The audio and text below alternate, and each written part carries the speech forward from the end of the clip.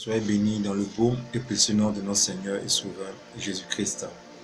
La présence de Dieu. Selon Hébreux 5, verset 13, le Seigneur nous a promis de ne jamais nous abandonner, de ne jamais nous délaisser. Gloire à Dieu. Donc j'ai pour habitude de dire que Dieu n'abandonne jamais ses enfants. Éphésiens 5, verset 14 dit « Relève-toi, toi qui dors. Lève-toi d'entre les morts et Christ te éclairera. » Ça veut dire quoi? Ça veut dire que la présence de Dieu délivre du sommeil spirituel. On peut aller à l'église, on peut avoir une grosse Bible, on peut avoir des vidéos des hommes de Dieu, mais cela ne veut pas dire qu'on est réveillé.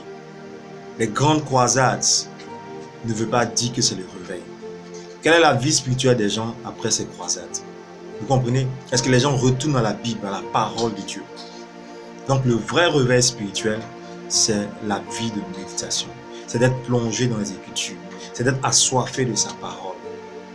Pourquoi? Tu dors, il te dit réveille-toi. C'est parce que tu es là. C'est parce que tu es devant lui. Il dit réveille-toi d'entre les morts.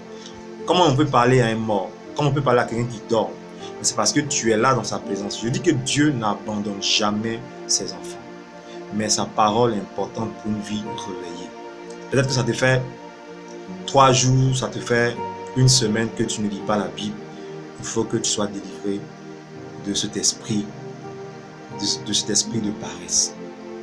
Rentre dans sa présence et tu seras réveillé. La présence de Dieu arrête le sommeil spirituel. Ma prière est que tu reçoives cette délivrance maintenant dans le nom de Jésus.